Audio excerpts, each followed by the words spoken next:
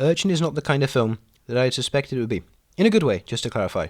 From what I was assuming after its reception at Cannes, I believed that Harris Dickinson's directorial debut would be a tense, uncomfortable film like the ones made by the Safdie brothers in the 2010s. To an extent, Urchin is somewhat like my expectations prepared me for, with its documentarian, realistic tone.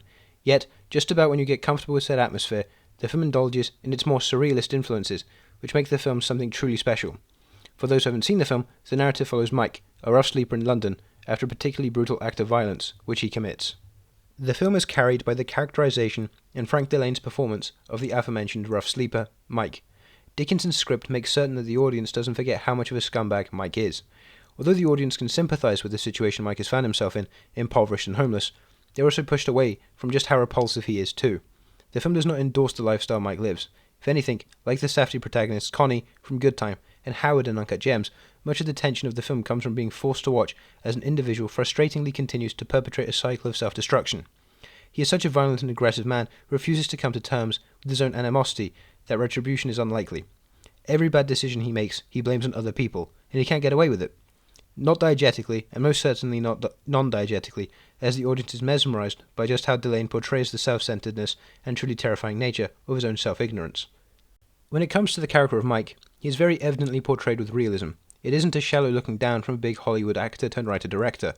There is an authenticity to just how Mike is characterised as an aloof man-child who wasn't able to quite grow up and, in his own perceptions of the world, forced to resort to violence, unable to quite piece together the correlation between his actions and the consequences they have later on.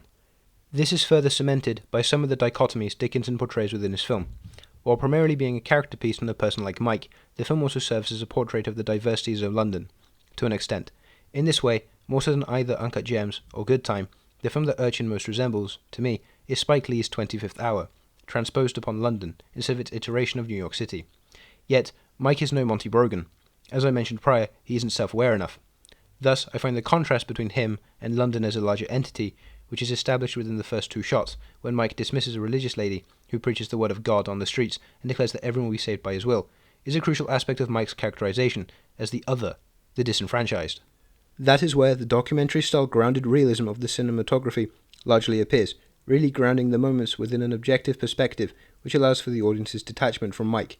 It also serves the function of providing the audience with an anchor point before allowing Dickinson to veer off wildly from the expected path and make the film really special, indulging in surrealist, unexplained scenes where he confronts the audience into developing the meaning of the film.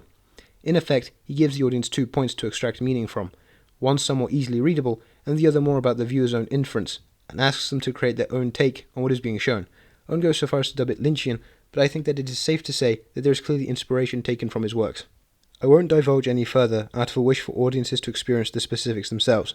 In that way, it isn't an easy watch. The audience does need to infer their own reading from what Dickinson chooses to portray on screen, piecing together how each standalone image complements the internal character piece and the larger image as a whole. The synth score by first-time feature film composer Archie Perch also aids in the rapid propulsion of Mike's story. The score itself is abrasive, especially after the inciting instant, where the score really picks up, emphasizing the brutality of the act. Alongside some slow motion, the score immediately becomes associated with Mike's less savoury tendencies, adding emotional weight behind the music. It is clear to see that, more than being a pretty big actor, Dickinson is meant to be directing these kinds of films. It's incredible how he is able to paint such a vivid portrait of London's impoverished, through both his original screenplay and direction from a perspective which feels down-to-earth and personal. It isn't muddied by the mainstream Hollywood sensibilities, where these issues are reduced to a black and white image, but it's multifaceted and complicated, messy, just like its central character. Hence, I find that Urchin is a must-watch, especially for fans and followers of independent cinema. It is truly a wild, unpredictable ride, which strays from the conventional path, carving out its own space in my own personal film canon. Urchin? 4 stars. Well, that's all. Keep on watching movies, and form your own opinions. See you in the next one.